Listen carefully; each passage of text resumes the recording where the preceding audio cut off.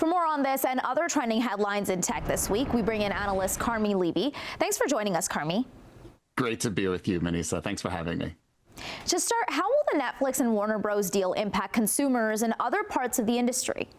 There's cause for concern here because anytime the industry moves toward consolidation, mega deals, fewer players, each one of which gets bigger and bigger, that means less competition. It means less choice. It means that the kind of content that we're going to see is going to become more mainstream. The idea of franchises like Batman or the DC Comics universe, those will get priority because they're more of a sure thing, whereas independent stories from independent producers will have a tougher time of it. It'll be harder to find. And at the same time, these deals are always sold as being good for consumers because they increase efficiency and they potentially drive prices down. But history tells another story. It's pretty clear that your streaming bill, which has been getting more expensive faster than the rate of inflation in recent years, is probably going to continue to do so because of deals like this one. And if we think that these deals are done with, absolutely not. There were two companies, Paramount, Skydance, and Comcast, that were outbid in this case. They're obviously likely looking for more suitors as well. So this process, this trend will only continue, and consumers are unfortunately going to be left paying the bill. Switching to AI now, earlier this week, OpenAI CEO declared code red as Gemini gained millions of users in 3 months. Can you break this down? Yeah, so I mean, the irony here is that OpenAI, which is the company that introduced ChatGPT into the marketplace 3 years ago last month, and when they did that, that of course brought AI into the mainstream, and it kind of caused a panic in the rest of the tech industry. Established tech companies like Google and Microsoft and others essentially stopped what they were doing and said, we need to pivot to AI to meet this new competitive threat.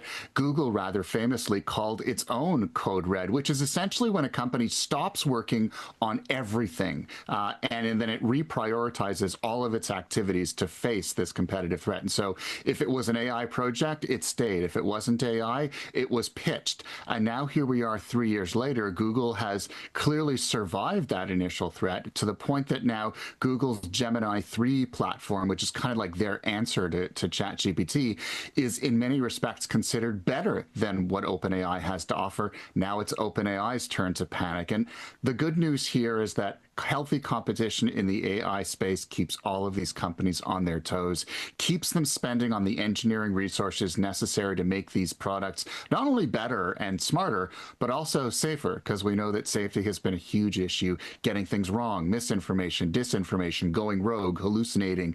These have all been concerns for all of them. The fact that the competition is so intense that OpenAI was not allowed to just run away with it is a good thing for us, because ultimately it leads to better, safer products. Samsung Electronics unveiled its first multi-folding smartphone. How do you think this will impact their position in the market when it comes to competition? Relative to Apple, Samsung is the biggest smartphone maker in the world. iPhones are more popular in North America, but globally, Android is the dominant platform, and Samsung is the biggest provider of Android handsets. So when Samsung introduces something, we pay attention because that's ultimately where the rest of the world is going to go. We have seen a number of generations of folding devices from Samsung and other companies in recent years. They're considered early stage technology, somewhat experimental, still some engineering challenges to overcome. But the fact that they've introduced, I think they're up to about 6 or 7 generations now, the fact that they're now confident enough in the technology to introduce a trifold device that isn't just a smartphone, isn't just competing against other smartphones, but other small-scale devices like tablets or even mini laptops, shows that this technology is maturing faster than we thought, and Samsung is pushing the agenda. Rumors continue to fly that Apple is working on a foldable design of its own, and it could very well be in a few years that the phones that we carry, all of them are going to fold, and we're getting a kind of a window into that future market today. And according to reports, under new rules from the European Union, social media companies can be held liable for financial scams. Can you tell us more about this? Yeah, I mean, up until now, and anyone who here in Canada has been victimized, clicked on the wrong link on their Facebook or Instagram page, and before they knew it, they were being, they had suffered financial loss, knows full well how difficult it is to recover from that. In many cases, the technology platforms and the banks, the financial institutions, shrug their shoulders and say, well, we've done all we can, but there's only so far we can go.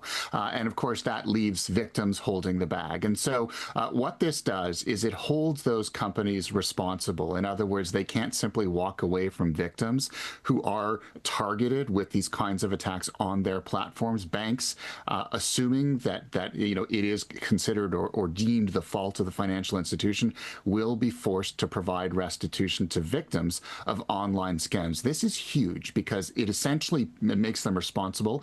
It pushes responsibility back on these platforms, forces them to do more, and punishes them if they don't. And these aren't just slaps on the wrist, it's percentages of their global revenues if they don't comply. What's interesting here is the European Union is getting tough on tech companies, just as the US is going easier on them, rolling back a lot of this legislation. We know that Donald Trump has been very clear he doesn't like when other governments push big American tech companies around. He's probably not going to like this either. That's all the time we have today. Thank you for joining us, Carmi. Appreciate being with you, Manesa. Thank you.